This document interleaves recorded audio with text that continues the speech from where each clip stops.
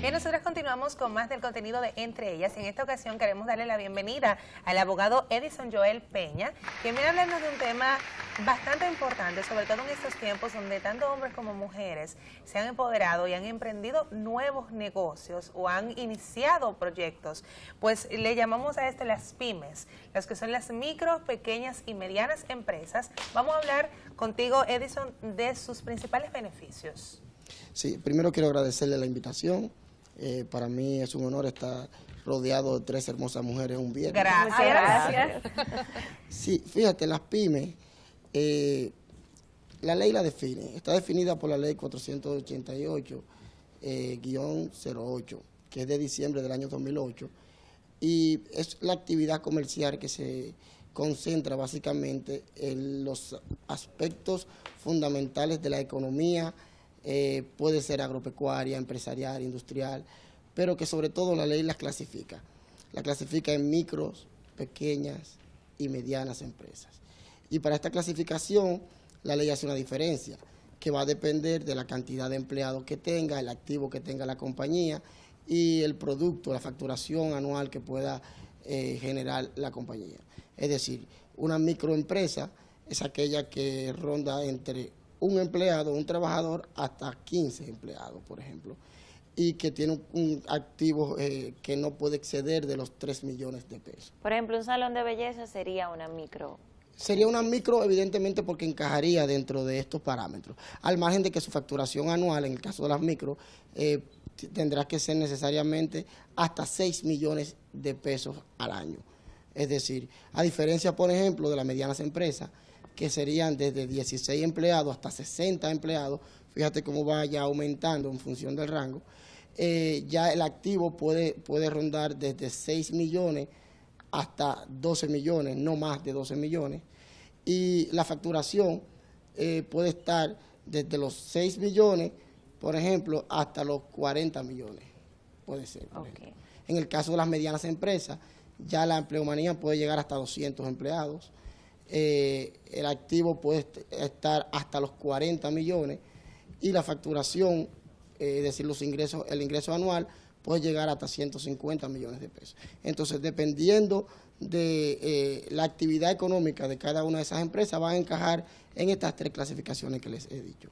Tú sabes que en los tiempos anteriores veíamos cómo era el hombre el que emprendía un nuevo proyecto en esto de las micros, de las pequeñas y medianas empresas. Sin embargo, ahora estamos viendo a la mujer muy de lleno en comenzar nuevos negocios, pero no conoce realmente que estas son reguladas por el Estado y cuáles son los beneficios que puede obtener a través de ella y cuáles son sus derechos. Sí, fíjate, la idea del Estado es promover la creación de pymes. ¿Por qué? Porque es una fuente de generación de empleo. Así es. Además, dinamiza la economía. Y además de todo esto también, es una manera de emprendedurismo, como tú has dicho. Es decir, colabora para que el sector formal, en este caso, esté menos cargado y lo que anteriormente pertenecía al sector informal de la economía, como las empresas que no estaban reguladas, entonces puedan de alguna manera introducirse ya y puedan ser de alguna manera fiscalizadas, reguladas y sobre todo, que es lo más importante de todo esto, promovido por el Estado. Tú sabes que utilizaste un término al cual las personas le tienen mucho temor, que es la fiscalización. Hay personas que entienden que no quieren declarar que tienen una pequeña o una microempresa porque van a tener que pagar un tributo al Estado. Sin embargo, hay muchos beneficios que el Estado está ofreciendo actualmente, incluyendo un 15% de las compras que hace el Estado, que ya ellos tienen prácticamente pues un público asegurado. Claro que sí. Y aparte de esto, muchos beneficios más, incentivos, préstamos que en ocasiones no califican en los bancos establecidos. Exacto, como has dicho, por ejemplo, el artículo 21 de la ley 488-08 establece que el 15% de las compras del Estado deben estar dirigidas a las pymes, siempre y cuando, evidentemente, las pymes se dediquen a la creación del producto que el Estado está requiriendo en este caso. Pero no solamente se concentra en los productos, también en el servicio que pueda ofrecer las pymes, porque puede ser una pyme de servicio, no necesariamente de producto necesariamente.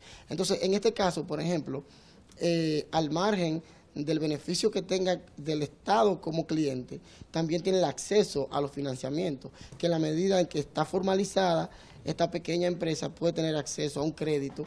Y fíjate que, por ejemplo, a propósito de un reglamento que se creó para crear el Consejo de Promipyme, un consejo que va a estar compuesto por varias instituciones, dentro de ellos se encuentra un representante del sector cooperativista. Sencillamente, ¿por qué? Porque muchas personas que no aplican probablemente a un préstamo, claro, en cualquier banco, en la banca comercial, entonces el sector cooperativista está colaborando a esos fines, al margen de que hay también política dirigida desde el mismo Estado para que ese crédito pueda llegar a manos de ese pequeño empresario que ha decidido emprender con una pyme. Son informaciones interesantes porque en ocasiones hay personas que no tienen los recursos económicos, pero sí quieren iniciar un proyecto y lo que hacen es que se dirigen inmediatamente de donde, como le llamamos, a un usurero, donde una persona que le va a hacer un préstamo quizás a una tasa de un 15, de un 20%, y no conocen realmente todos los beneficios que tiene si lo hace por la parte legal, por cómo debería instituirse una empresa. Claro que sí, el Estado Dominicano tiene una política dirigida a incentivar y fomentar el desarrollo de las pymes, por lo que le he dicho anteriormente, porque colabora, dinamiza la economía, porque crea empleo, porque además de eso ayuda de alguna manera a que una clase social salga de la pobreza. Entonces yo creo que lo ideal y lo importante de este tema es promover la creación de pymes, decirle a la población que tiene acceso a ella, que el Estado puede y tiene el interés de incentivar la creación de pequeñas empresas, de formalizarla, claro está, para que puedan llegar a tener acceso a ese crédito, para que pueda tener al Estado como cliente en ese 15% al que nos estábamos refiriendo anteriormente. Es decir, debemos promover la creación de pymes. Yo creo que en todos los países de la región hay una política dirigida precisamente a incentivar la creación de este tipo de empresas, porque el impacto que tiene sobre la empleomanía y sobre la economía es un impacto muy importante que la economía como la nuestra necesita en estos momentos. Por ejemplo, muchas veces cuando queremos hacer un tipo de negocios, pues vamos donde un abogado y les pedimos este servicio de constituir una compañía. Pero en el caso de que hay compañías de carpetas, ya tú compras esta compañía y tiene todos sus estatutos y todo establecido. ¿Puedes convertirla al tipo de negocio que tú quieres? ¿O sí, básicamente en el que te están entregando a ti? Vamos a ver, fíjate, el asunto con las pymes es un poco diferente, porque las pymes es una realidad que existe con anterioridad a la creación de la ley. Es decir, ya teníamos en el país muchos negocios informales, muchas empresas pequeñas, empresas incluso de tipo familiar.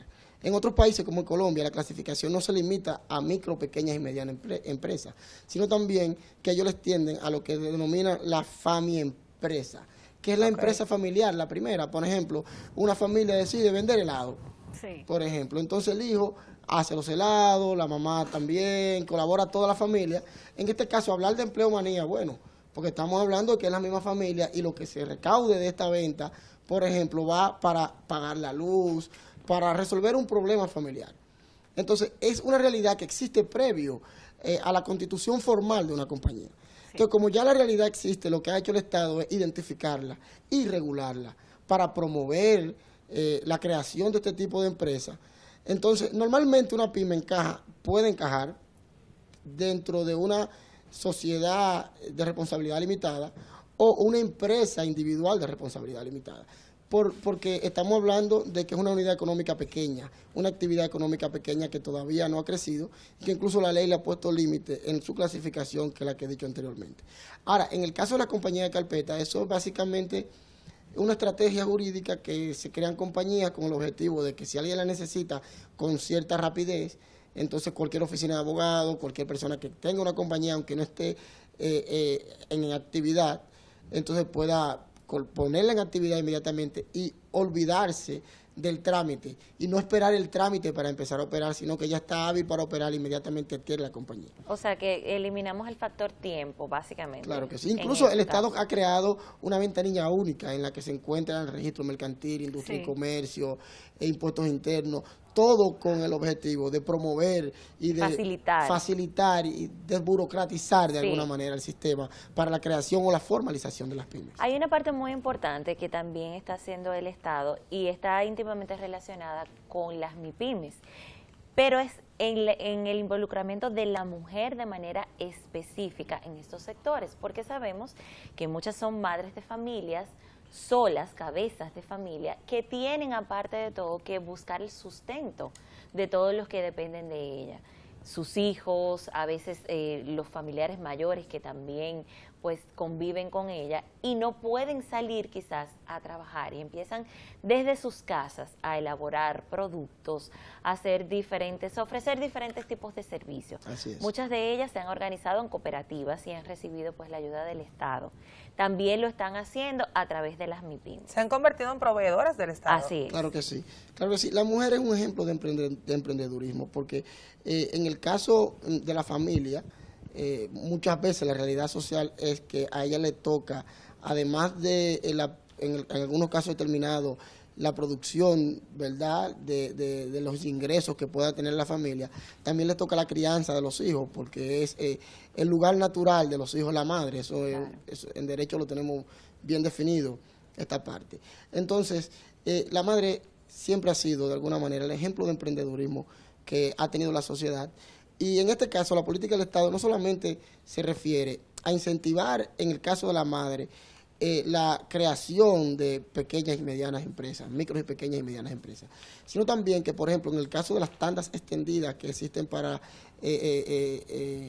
los niños, y el cuidado de los niños se hace con la idea exactamente de que esa madre tenga la oportunidad de emprender una empresa, si entiende prudente, de que tenga el tiempo suficiente para desarrollar un proyecto tipo empresarial, ya sea de una pequeña o mediana empresa. Incluso tenemos ejemplos, sí, Hermes, de mujeres que han iniciado con este tipo de empresas y ya la vemos confeccionando uniformes, mochilas, claro para el Estado. Sábanas para los hospitales. Claro que sí, el caso de los salones de belleza, por ejemplo, es un caso, porque en este caso, normalmente las micros y pequeñas empresas operan en algunos lugares donde no necesita necesariamente la mujer pagar renta. Puede ser en su casa, en un pequeño espacio, abre un lugar, si va a vender algo, pues lo produce en su propia casa y lo vende, que en República Dominicana esto encajaría dentro de las microempresas, porque va desde 1 a 15 empleados y porque tiene la característica que anteriormente les había dicho. Las que tienen, por ejemplo, este tipo de negocios que acabas de mencionar y dicen, bueno, yo quiero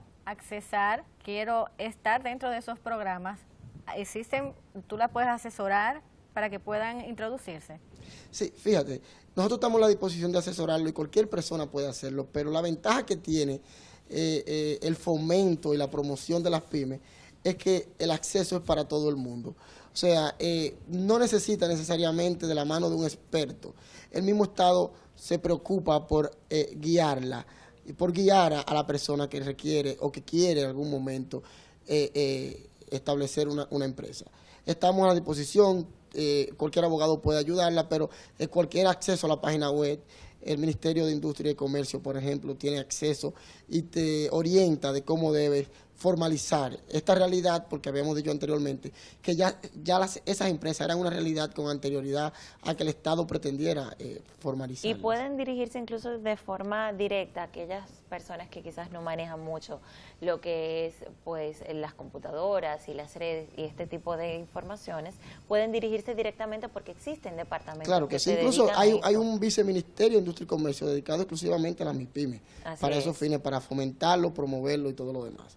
Es decir, que el acceso está abierto, el Estado está persiguiendo, fomentando, por la importancia que tiene para la economía nacional. Claro. Edison, muchísimas gracias por acompañarnos. Ha sido un placer. Es un tema interesante para nuestra sociedad, sobre todo por esto de seguir generando empleos y que siga creciendo pues el sector financiero aquí en República Dominicana. Todas las mujeres, sobre todo que siempre nos sintonizan, aquellos infiltrados también que quieran emprender su negocio, pues ya saben que tienen la oportunidad de hacerlo. Un placer, para mí ha sido de verdad un honor. Muchísimas gracias por acompañarnos. Nosotros vamos a una pequeña pausa. Cuando regresemos tenemos informaciones interesantes para todos.